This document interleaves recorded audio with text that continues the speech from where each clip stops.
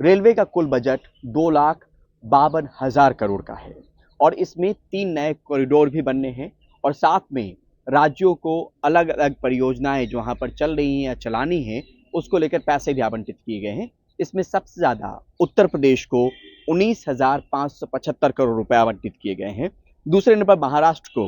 15,554 करोड़, मध्य प्रदेश को 15,143 करोड़, पश्चिम बंगाल को 13,810 करोड़, उड़ीसा को 10,536 करोड़, नॉर्थ ईस्ट को जो तमाम राज्य हैं वहां पर नॉर्थ ईस्ट के वहां पर जो परियोजनाएं चल रही हैं उसको लेकर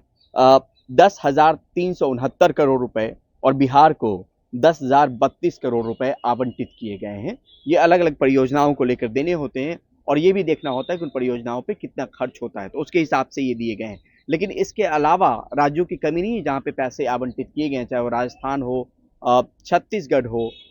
आंध्र प्रदेश हो, तमिलनाडु हो, हरियाणा हो, झारखंड हो, इन तमाम राज्यों को भी एक एलोकेशन किया गया है, एक फंड दिया गया है जिससे वहां पर जो परियोजनाएं चल रही हैं या जिनको अमली जामा पहनाना है ट्रैक को लेकर या फिर इंफ्रास्ट्रक्चर को लेकर उस मद में पैसे लगाए जा सकते हैं। 3 कॉरिडोर की बात करते हैं। इसमें 3 कॉरिडोर के तहत 40,000 किलोमीटर का नेटवर्क तैयार करना है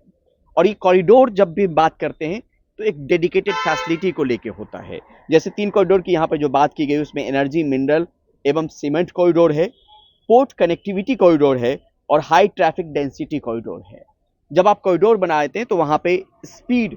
तेजी हो जाती है, लागत कम होती है, डेडिकेटेड तरीके से आप पहुंच सकते हैं। यानी लॉजिस्टिक्स को लेकर अगर बात करें तो आपकी यात्रा जो है वो सुगम हो जाती है, वही करने की कोशिश की गई है। इसमें लागत में भी कमी आती है और साथ में हाई ट्रैफिक कॉरिडोर की जो बात हम कर रहे थे उसमें जो यात्री गाड़ियां हैं, जो पैसेंजर ट्रेन है वो तेजी से निकल सकती हैं। यानी जो बैकलॉग की स्थिति या देरी की स्थिति देखते थे उस कॉरिडोर में वो स्थिति उत्पन्न नहीं होगी, वो पैदा नहीं होगी। तो ये तमाम चीजों को लेकर रेलवे का दावा ये भी है कि ये कॉरिडोर अगर बन जाते हैं तो जीडीपी में भी इनका एक बड़ा योगदान होगा, एक बड़ी हिस्सेदारी होगी। तो कुल मिला के ये चीजें करने की कोशिश जो है वो जो बजट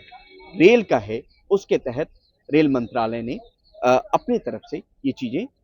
की है ताकि जो ट्रैक की जो गति है, ट्रैक पे ट्रेनों की जो गति है या ट्रैक की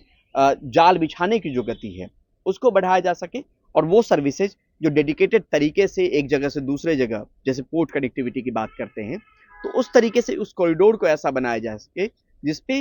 वैसी ही ट्रेन चल सके जिनको उस जगह तक जाना हो और उस फैसिलिटी को उनको लेकर जाना हो। तो ये तमाम चीजें धीरे धीरे जमीन पर उतरती भी नजर आएंगी। नई दिल्ली से परिमल कुमार, एनडीटीवी इंडिया।